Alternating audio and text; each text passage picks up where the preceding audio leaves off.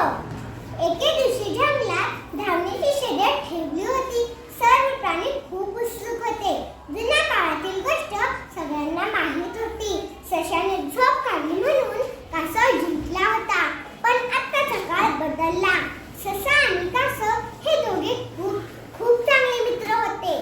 शर्यतीच्या आदल्या दिवशी ससा म्हणाला, कासवा मित्रा, उद्या आपण दोघे पूर्ण ताकदीने धावायचं. कासव हसून म्हणाला, नक्की. शर्यत म्हणजे फक्त जिंकणे नाही, एकत्र प्रयत्न करणे महत्त्वाचे. दुसऱ्या दिवशी शर्यत सुरू झाली. ससा वेगाने धावत होता. कासव हळूहळू पण चिकाटीने पुढे जात होता. थोड्या वेळाने कासवाचा पाय दगडाच्या फटीत अडकला. तो त्याला काढता येईना. त्यामुळे तो थोडा मागे राहिला. पण ससा दूरपर्यंत धावला. त्याने मागे वळून पाहताच त्याला कासव दिसला नाही. तो थांबला आणि म्हणाला, मी माझ्या मित्राला एकटं कसं सोडू? तो धावत कासवाकडे आला आणि म्हणाला, कासवा थांब, मी तुला मदत करतो. सशाने कासवाचा अडकलेला पाय बाहेर काढला.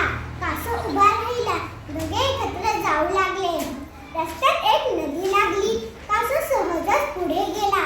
पण ससा थोडा घाबरला. कासव म्हणाला, सशा, बस माझ्या पाठीवर, मी तुला पाण्याबाहेर आणून सोडतो.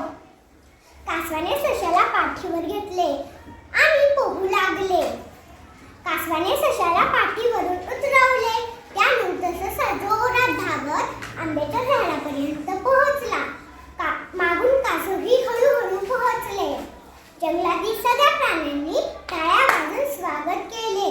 सशाला विजेता म्हणून घोषित करण्यात आले.